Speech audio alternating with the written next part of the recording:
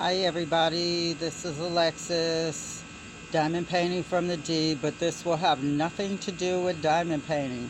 It's the 1st of October, and let's start off with a little public service announcement. With it being around Halloween time, a lot of people are going to want to tell you, come on over and let's play with a Ouija board, let's have a little seance. Don't go. Okay, Ouija boards are very, very dangerous. Once you buy it, you become its owner, but you become its possessed. Okay? You don't even have to open a Ouija board for it to start doing what it wants to do. And using a Ouija board is different from paranormal research and investigations because a researcher will never conjure. They will never ask something to come in. A researcher actually asks whatever is there to please make its presence known. What is its name? Is it a man or a woman? It's very simple. Okay? With a Ouija board, you're asking something to come in that was never in your house, and you're actually inviting it in. So for those of you who have one, please get rid of it the right way. And that is to have someone like a white witch or a priest to come and bless it, shut the doors that have been opened, and then dispose of it properly. But if you have any friends out there who you have noticed are playing with a Ouija board and they're changing, they're becoming disconnected, they're actually becoming more friends with that board than they are with actual people, you need to get someone to come in, usually a priest, to bless them and cleanse the house and cleanse the surroundings. It's a lot of work. At this time of the year, people want to play with that board. That board is nothing to play with. An Ouija board is very, very dangerous. Okay? That's step one. Let's not play with those things. I have been a researcher of the paranormal for over 22 years. I've seen a lot. So that is the first installment. Don't play with a Ouija board. How I got into paranormal research and investigations was my sister used to play with that board and no good came of it. Being that I was the youngest, it came after me. Okay? Because they would just put it back in the box and put it in the pantry. I was terrorized as a child, not by a human, but by something that was unseen to everyone else but me. Bad things happen when you play with those boards and when you keep them and when you don't know how to shut them down. So as a young child, while my friends were out playing and hanging out, I was at the library learning about ghosts, what they do, why they do it, how they do it.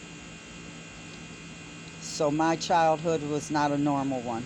It got me interested in paranormal research and investigations. But when someone calls me and says, hey, I need your help, something is going on in our house, one of the first questions I ask is, do you have teenagers here? I always ask, have you been playing with one of those boards? Have you been doing spirit writing? Have you been doing anything that can be jeopardizing your family's safety and your mental stability? And if they tell me no, I know they're lying. Because those boards can be sensed. Their energy is just that strong. So as a child, whenever I went into the pantry where my sister kept that board, something would scratch me. In the middle of the night, something would appear at the end of my bed, and I would be wide awake. It's hard to go to sleep when a ghost is roaming around you. Not just one, maybe two, maybe 10. When you can hear them banging on the walls, moving my bed. It became a terrorizing experience. And if you look, right here, I have a mark. That came from fighting with something one night. A little black entity that had claws, beating red eyes, and had never walked this earth as a human. I had to be about 5 years old when me and this thing did battle in my bed. And it knocked me out the bed. I hit the tip of my nightstand next to my bed, and that was the results. I was bleeding. My sister was terrified because she saw it. She saw me and this little thing fighting, and to this day, she doesn't like to speak on it.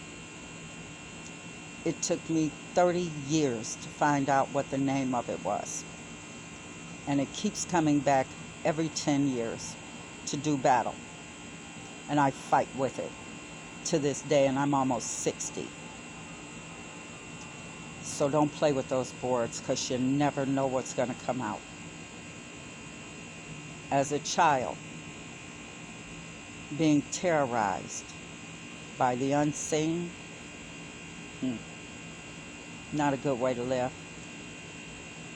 But it made me stronger. It taught me not to take shit from anything or anybody. So that's the first installment. Unless you want to do battle with something dark, scaly, that's out to actually end your life, don't open up no doors that you don't know how to close. Because those things are real. They exist. Messing with those boards are conjuring. What I do is totally opposite.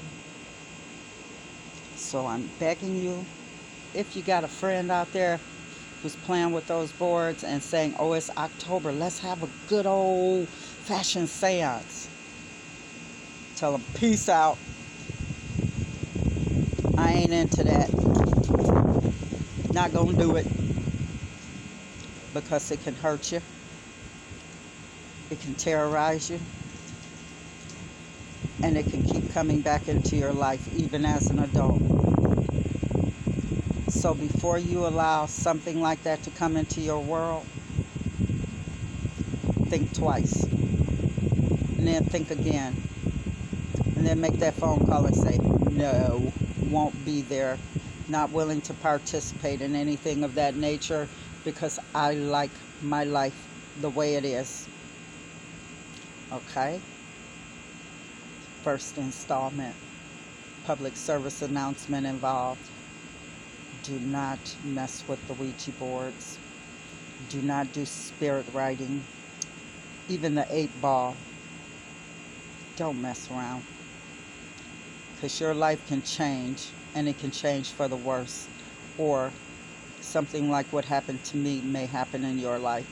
You play with that board, and the innocent people in your life, especially children, get attacked because they don't know any better. That world is not meant for them, but these things like to pull children into it.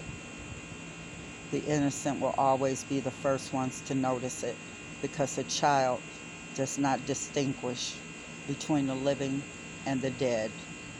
They just think that everything that moves is alive. And you don't want to give these things any power and bring them to life. So don't play, or something bad will happen.